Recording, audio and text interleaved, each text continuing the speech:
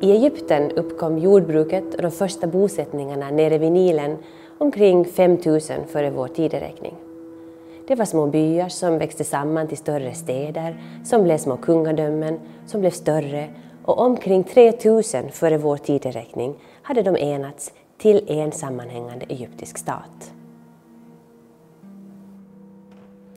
All makt var koncentrerad till kungen, farao, och han styrde sitt rike och dess folk lite som om det var ett familjeföretag med sina släktingar och vänner på alla viktiga poster. Kungen betraktades som Gud och hans grav blev ett viktigt nationellt projekt.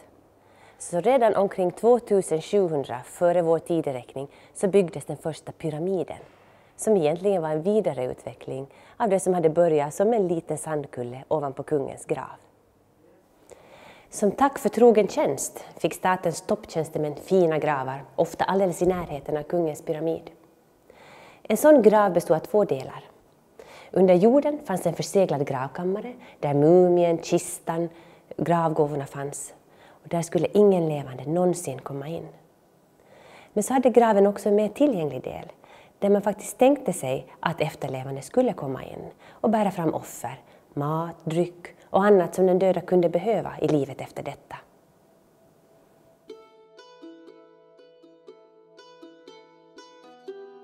Framförallt så skulle de läsa den dödas namn som stod skrivet på väggarna i graven. Det var nämligen viktigt att inte bli bortglömd utan att få leva vidare som ett namn i de efterlevandes munnar. I den tillgängliga delen av graven fanns också skendörren, som var utformad som en dörr med en skenbar öppning för själen. Just den här skendörren tillhörde en kvinna som hette Sentites, som levde omkring 2300 före vår tideräkning. Och hennes grav låg i Saqqara, som var det stora gravområdet utanför huvudstaden Memphis.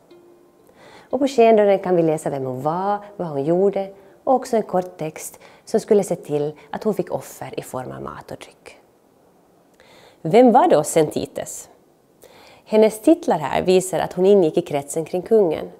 Och det var ju naturligtvis bara den absoluta eliten som hade råd och möjlighet att bygga så här vackert dekorerade gravar i sten.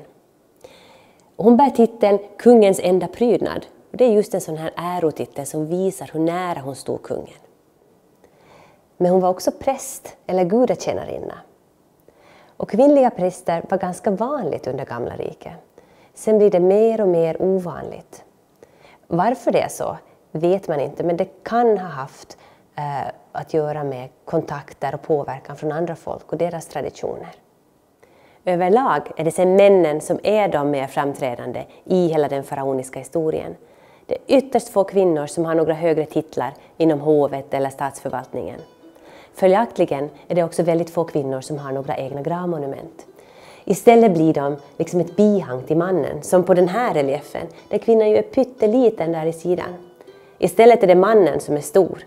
Det är nämligen så i egyptisk konst att det som är viktigast är alltid störst. Och här är det uppenbarligen mannen och hans offerbord som är det viktiga. Och vilket offerbord sen! Här finns allt man kan önska sig. Olika sorters bröd, sallad, lök, åtminstone 2 feta fåglar, ett oxframben, skålar med någonting, kanske någon dryck eller någonting, och lotusblommor högst upp. Det är verkligen bäddat för ett skrovmål i livet efter detta.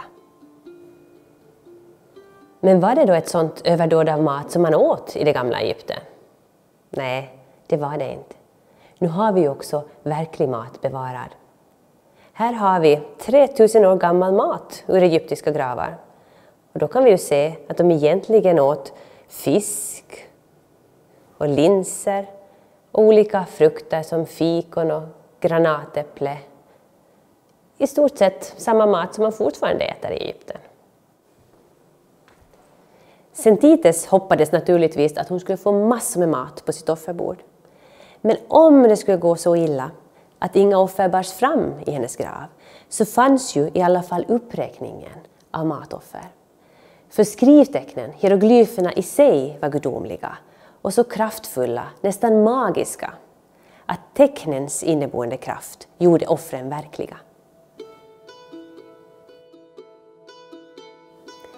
Och genom att läsa hennes namn varje gång vi passerar hennes skendörr här på museet, så garanterar vi att hon inte glöms bort och att det går henne väl där borta i livet efter detta. Allt har en historia.